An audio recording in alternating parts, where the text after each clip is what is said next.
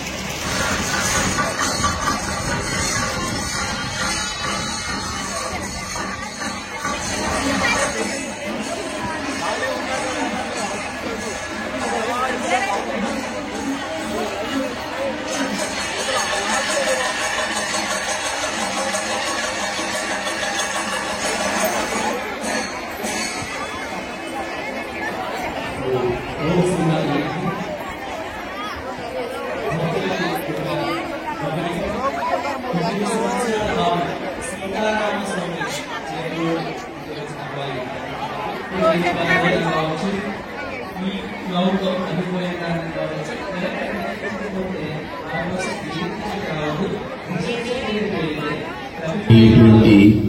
వెండి ధనుస్సు బంగారు వీలు మన దగ్గరికి వస్తుంది. ఇక్కడికి మనం అయోధ్యకి ఎంతమంది వెళ్ళారు ఒకసారి చేతులు ఎత్తండి. తక్కువ మంది. వెళ్ళని వాళ్ళ చేతులు ఎత్తండి. నేను కూడా వెళ్ళలేదు ఇక్కడికి. నాకు పాపం కబురు పెట్టారు, మీకు దర్శనం చేయిస్తామన్నారు, అన్నీ చెప్పారు. కానీ నాకు ఒక కార్యక్రమం ఉండడం వలన అది పూర్తయిన తర్వాత వెళదామని అనుకున్నాను. కాబట్టి వెళ్ళని వాళ్ళ సంఖ్యలో నేను కూడా ఉన్నాను, చాలా మంది ఉన్నారు. అయితే అయోధ్యకి నేను ఏ రోజు వెళతానో ఆ రోజు మీకు ప్రకటన ఏర్పాటు చేస్తాం. వెళ్ళని వాళ్ళందరూ కూడా అక్కడ మీరందరూ మీ వస్తువులతో మీరు చేరుకున్నట్లయితే దర్శనానికి ఏమైనా మీకు ఏర్పాట్లు చేయడానికి ఏదైనా ప్రయత్నం చేస్తాం. అయోధ్యలో ప్రత్యేకంగా దర్శనానికి మీకు మన గ్రూప్స్ ఉన్నాయి కదా, ఇప్పుడు మహాశక్తి యాగం గ్రూప్ అంతా చేశారు. ఆ గ్రూప్ లో మీకు తెలియపరుస్తాము. రావడం మీ వంతు, తిరిగి రావడం మీ వంతు. అక్కడ కేవలం ఒక అరగంట గంట దర్శనానికి మాత్రం మనందరం ఈ దీక్షా వస్త్రాలతో అక్కడికి వచ్చిన వాళ్ళందరికీ రాముల వారికి కూడా మనం మన దీక్షా వస్త్రాలని, మన అమ్మవారి యొక్క అనుగ్రహాన్ని మనం వారి ముందు ఉంచే ప్రయత్నం చేద్దాం. అది నేను ఒక ప్రకటన ఇస్తాను. ఎప్పుడు వెళ్తాను అయోధ్యకని, అప్పుడు మనందరం అక్కడ కలుద్దాం. బహుశా ఈ ఆశ్వేజ మాసంలో వెళ్దామా, లేదు కార్తీక మాసంలో వెళ్దామా? ఎందుకంటే కార్తీక మాసంలో వెళ్తే మనందరికీ అక్కడ రాముడు కూడా ఫ్రీగా ఉంటాడు. శివాలయాల్లో అయితే చాలా హడావుడి ఉంటుంది, వాళ్ళందరూ ఉక్కిరి బిక్కిరిగా ఉంటారు. కాబట్టి ప్రయత్నం చేద్దాం. ఎప్పుడు వెళ్దాం అనేది నా కార్యక్రమం పూర్తయిన తర్వాత నేను కూడా ఆలోచించుకుని చెప్తాను. రేపు సాయంత్రం మనకు రేపు అర్చన ఏంటి?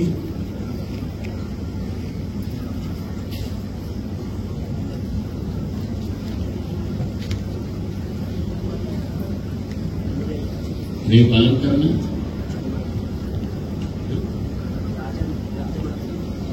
ఈరోజు అమ్మవారికి మనం పసుపు కొమ్ములతోటి అర్చన చేయబోతున్నాం. సాయంత్రం ఎంతమంది వస్తారో ఒకసారి చేతులు ఎత్తండి. సాయంత్రం వచ్చేవాళ్ళు అర్చనకి అంటే అందరూ నిలబడినారు తెలియట్లేదు. సరే, అయితే అమ్మవారి దర్శనం చేసుకుని ఇక్కడికి వస్తే ఇక్కడ అమ్మవారికి ఏర్పాటు చేస్తాము. అలాగనే హోమం కూడా రేపటి నుంచి ఏర్పాటు చేయబోతాం. అక్కడ వేదిక మీద హోమం ఏర్పాటు చేసి సాయంత్రం పూట హోమం ఉంటుంది, కార్యక్రమం నడుస్తుంది. అలాగనే పసుపు కొమ్ములతో అర్చన ఉంటుంది. ఆ తదుపరి రేపు అమ్మవారిని సాయంత్రం రాజమాతంగి అంటే రాజశ్యామల అమ్మవారు అంటారు. అంటే అమ్మవారి అనుగ్రహంతో, అంటే మనకు 9 రోజులు అమ్మవారిని 9 రకాలుగా మనం ఆరాధిస్తాం కదా, అది 9 శక్తులు.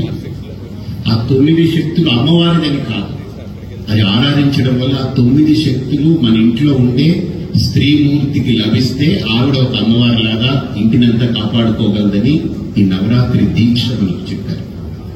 అన్నపూర్ణాదేవి అంటే అన్నం పెట్టే దేవత. సో మన ఇంట్లో అన్నం పెట్టేది ఎవరు? స్త్రీయే కదా. అలాగే ఈరోజు దుర్గాదేవి. దుర్గా అంటే అర్థం ఏంటంటే భయంకరమైంది కాదు, దుఃఖం గమయతి.